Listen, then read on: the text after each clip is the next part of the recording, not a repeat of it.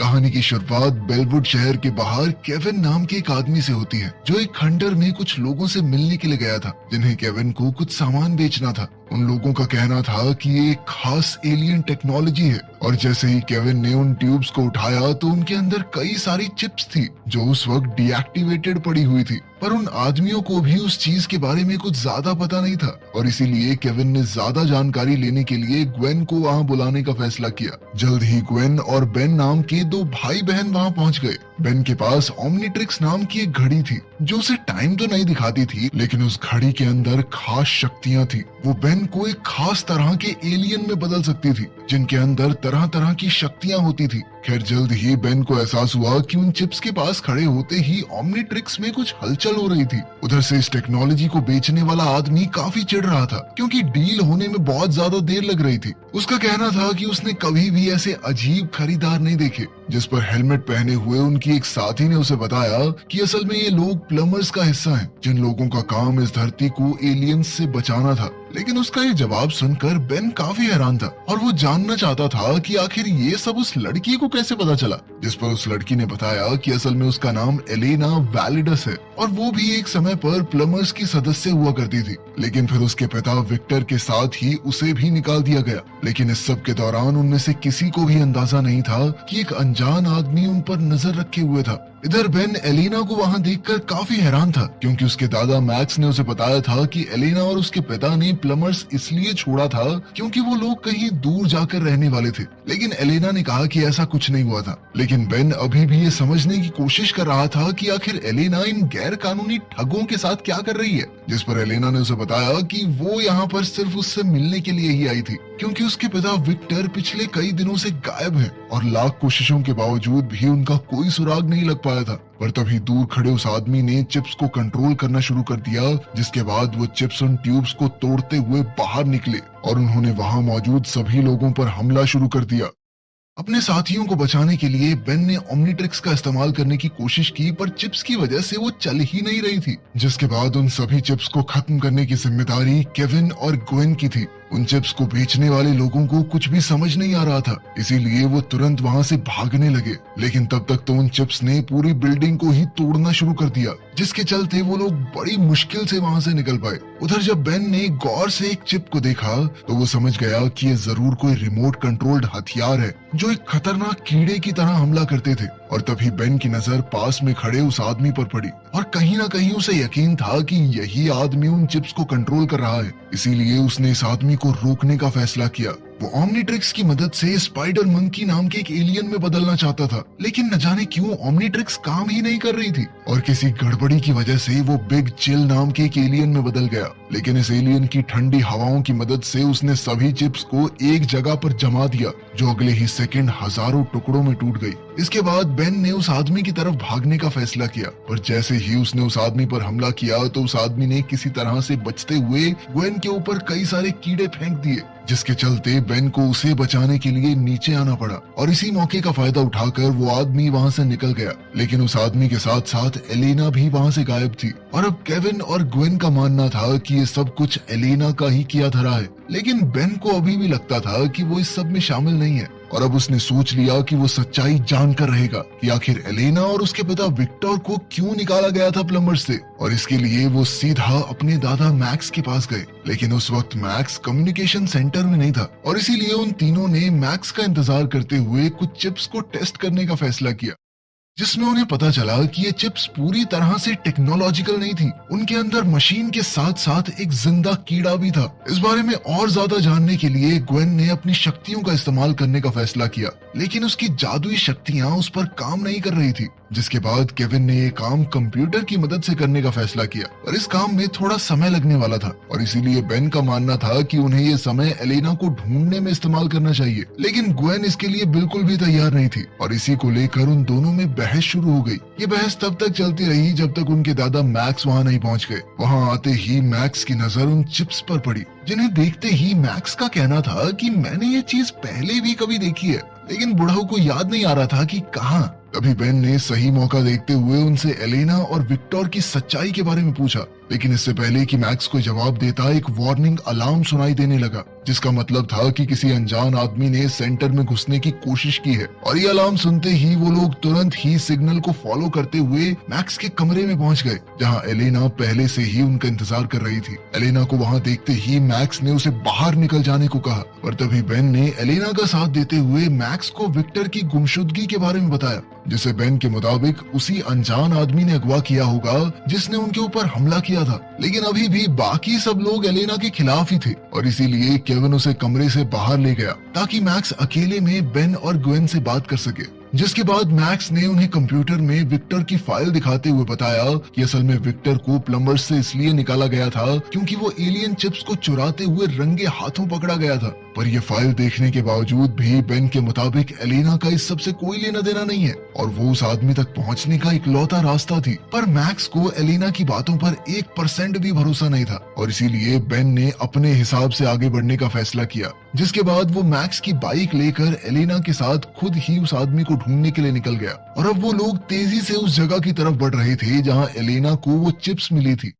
उधर विक्टर रात के समय एक सुनसान सड़क पर अकेला चल रहा था कि तभी दो आदमियों ने उसे रास्ते में ही रोक लिया और उनके मुताबिक उसे रात में ऐसे अकेले नहीं घूमना चाहिए। पर विक्टर का कहना था कि वो बिल्कुल भी अकेला नहीं है और ये कहते ही उसने अपने कोट के नीचे से कई सारे कीड़ों को उन आदमियों के ऊपर छोड़ दिया। इधर बेन और एलेना तेजी से आगे बढ़ रहे थे पर वो इस बात से अनजान थे कि विक्टर पहले से उनका इंतजार कर रहा था और जैसे ही वो दोनों एलेना की बताई हुई जगह पर पहुंचे तो उन्होंने चारों तरफ छानबीन करना शुरू कर दिया। वहीं विक्टर उस बिल्डिंग के बाहर शिपेट नाम की एक कंपनी के ट्रक में हजारों चिप्स लोड करवा रहा था और इस हलचल के बावजूद भी उन दोनों को कुछ भी पता नहीं लगा और वो विक्टर की लैब में छानबीन करने में लगे हुए थे, जहां उन्हें कई सारे डॉक्यूमेंट्स मिले जिनमें शिपेट का डिलीवरी फॉर्म भी शामिल था। इससे पहले कि वो लोग कुछ समझ पाते तभी उनका सामना कुछ अनजान लोगों से हुआ जो उनकी मदद करना चाहते थे। पर तभी बेन की नजर उनकी आंखों पर पड़ी जो काफी अजीब सी थी। जिसके बाद एलेना ने उसे बताया कि उन लोगों के अंदर चिप्स घूम रही थी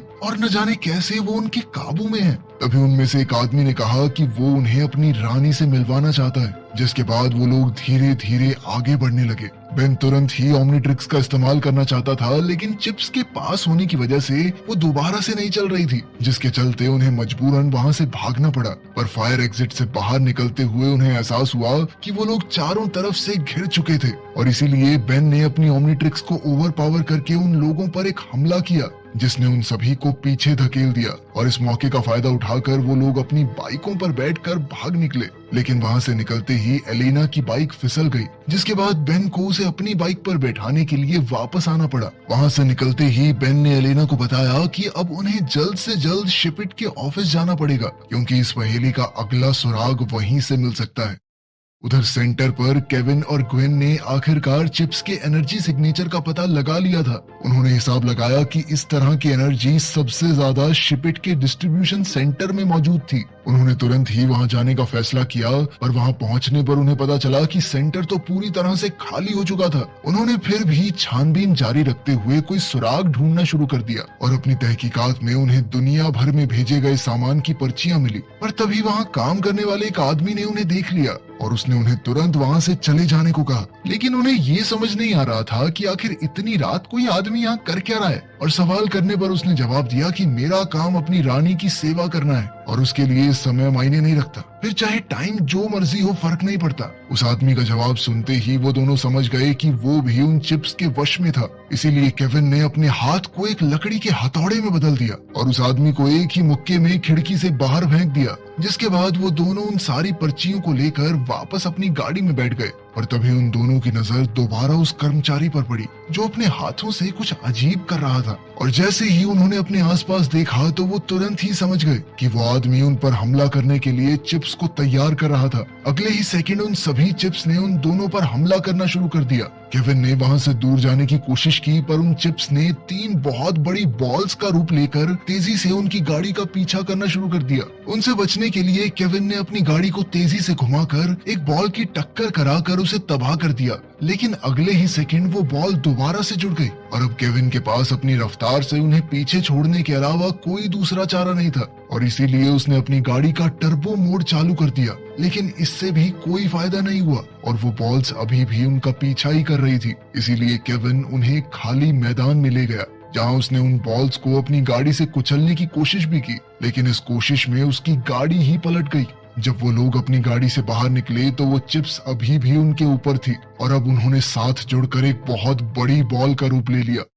अब केविन ने उनका सामना करने के लिए खुद को लोहे का बना लिया, पर तभी अचानक से बेन वहां ह्यूमंगासौर नाम के एक एलियन का रूप लेकर पहुंच गया, जिसके बाद बेन ने उस बॉल को एक ही मुक्के में तबाह कर दिया। पर तभी उन चिप्स ने अपना रूप बदल बदल कर उस पर लेजर से हमला करना शुरू कर दिया, लेकिन ह्यूमंगासौर की मोटी चमड़ी की वजह से बेन को कुछ खास फर्क नहीं पड़ रहा था। पर बेन के बार बार हमला करने के बावजूद भी वो चिप्स बार बार अलग रूप बनाकर लड़ने आ जाती थी, और इसीलिए बेन ने मौका देखकर उन पर केविन की कार से हमला किया, जिसने उन सभी चिप्स को एक ही बारी में तबाह कर दिया। इस मुसीबत को खत्म करने के बाद बेन अपने नॉर्मल रूप में आ गया, जिसके बाद उन सभी ने लैब में एक नए सैंपल की जांच करने का फैसला किया। जिसके बाद वो लोग एलेना को लेकर सीधा अपने दादा मैक्स के पास पहुंचे, जो उस वक्त दुनिया भर में फैले उन हाईटेक कीड़ों की खबर देख रहा था। उन सब की पूरी बात सुनने के बाद मैक्स ने उन नए सैंपल्स की जांच की, जहां उसे पता चला कि ये चिप्स असल में स्पेस से आए हैं।